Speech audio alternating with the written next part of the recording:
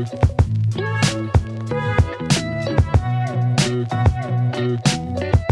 it's Sunday, February 5th. I just got back from a really quick, like 24-hour trip to LA. Got in this morning at about 6:30, home like 7:45. So it's the afternoon now. I needed a nap before I started trying to punch holes into sheet metal and building an airplane. Today's work is just going to be to continue on with the rudder. I got a little bit further than I expected the other day before I left on my trip and was able to attach the fairing attach skin to the tip rib. What I'm going to do next is mount or fit the rudder counterbalance. This is a much simpler operation than was the counterbalance for the right rudder. So this will go very quickly. And then once that's done, I'll finish assembling and riveting the rudder skeleton, including the rudder horn assembly and all of that. Put the skin on, and I think that will probably be it for today. That will leave me the leading edges, which I might save to do the leading edges once I've finished both elevators and just do all the bending in one day. So anyways, I'm going to get the GoPro going and get started working on this and the rest of this. And I'm going to let the mess sit on the floor. This, my friends, is 3 hours and 46 minutes of work condensed into 3 minutes and 46 seconds. And to be honest, if I'd only spent 3 minutes and 46 seconds in the shop this day, I would have been better off. I'm finishing prepping up the parts, doing some countersinking and dimpling and whatever to get this whole thing put together. And then I'll start by riveting from the top of the rib assembly or top of the spar down to the bottom. So I'll attach the tip rib, and then you see me clecoing on the reinforcement plates and the plate nuts or nut plates, preference, I suppose. And then I'll work my way down to the rudder horn assembly. That's all part of the root rib. I won't spoil it for you other than to say, remember these two pictures from the previous video. Once this little bit of Keystone Cops time-lapse is done, I'll give you a little explanation of what happened and where we go from here. But it wasn't my best day in the shop, although it did feel like it right up until I got to the point you see me working on right here. It just seemed like for some reason I couldn't get those rivets to set. And you see me that I've riveted, drilled it out, put it back in, tried it again. It seemed like the rivets were too long.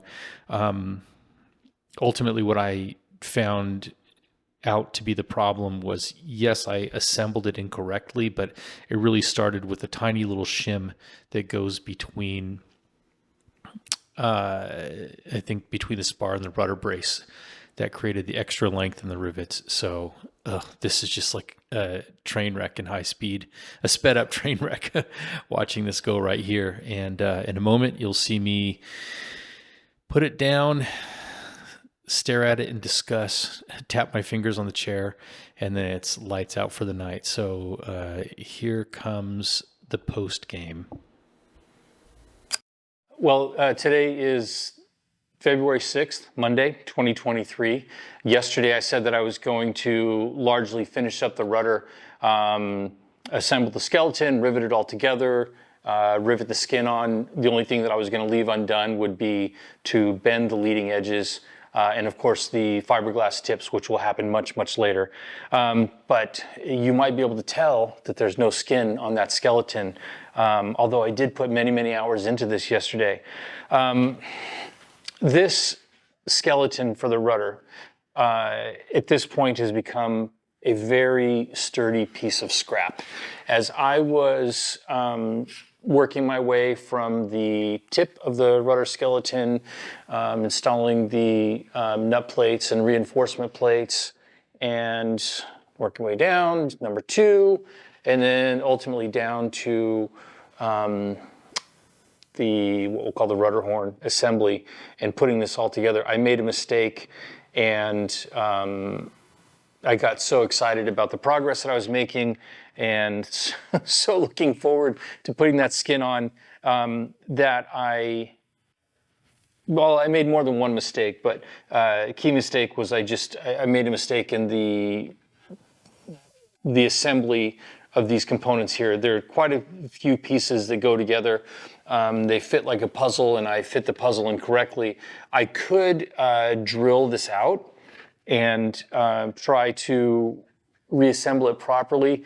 Unfortunately, the rivets that are nearest the flange, the two outboard rivets here, I had quite a bit of difficulty getting them to set properly. Trying to work with the squeezer to try to find an angle where I could get those to set properly without a lot of clearance next to the flange, and ultimately ended up bucking them. But in the process of that, I drilled those two rivets out twice. If I were to go back in, do it a third time, there's no way that I'd do that without damaging those holes really beyond repair.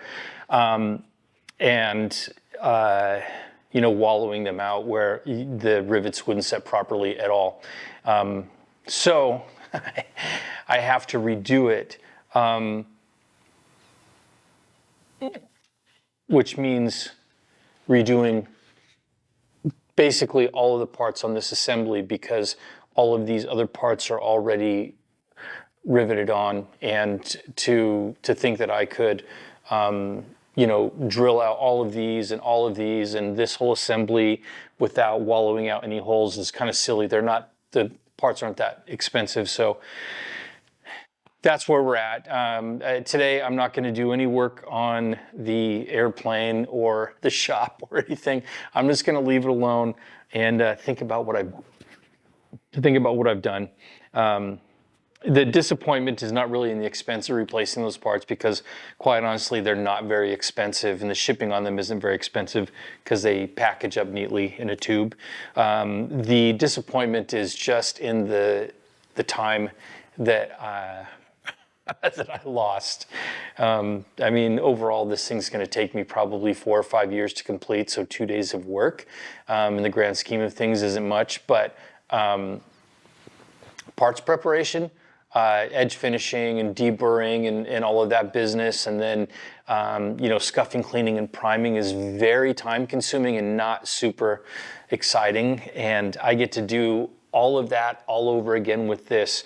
Last week, that part of it I spent 6 hours on, and I get to do the whole 6 hours all over again, plus a little bit more, because there will be replacement parts in here that I will have to match drill and drill the final size. That's not very time consuming. It's pretty easy, but I lost all of that time, plus all the time that I spent yesterday getting this all put together to this point, which was maybe like 3 hours.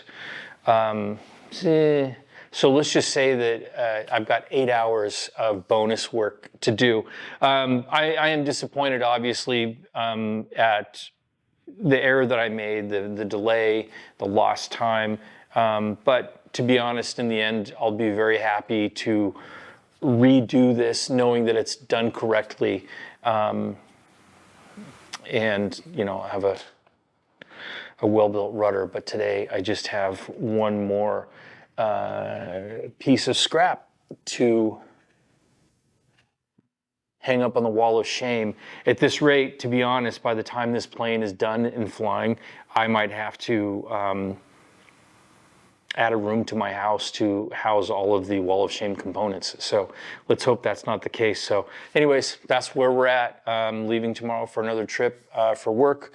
I'll be back for the weekend, and we'll see what I decide to do at that point. Probably go back to work on the horizontal stabilizer. One thing, quick update.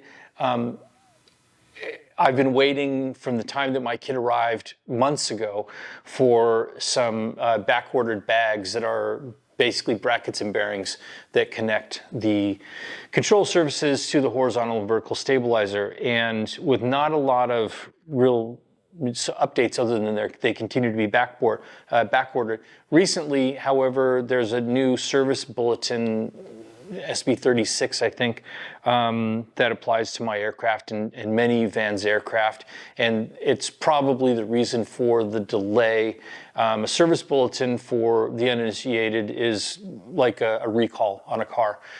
They found an issue that needs to be remedied, or at least looked at.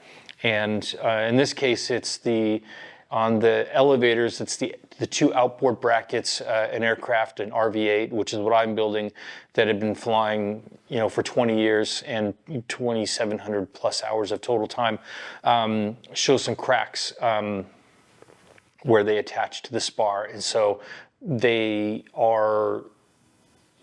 assuming that the delay in shipping those bags is because they're waiting for replacement parts that meets the new spec that they want to satisfy the service bulletin. So anyways, that's what that's all about. So the delay will probably persist. And you know what? That's fine, because I've still got plenty of work to do without those brackets, and my wing kit will be arriving sometime in the next few weeks. So bigger, more expensive parts to mess up.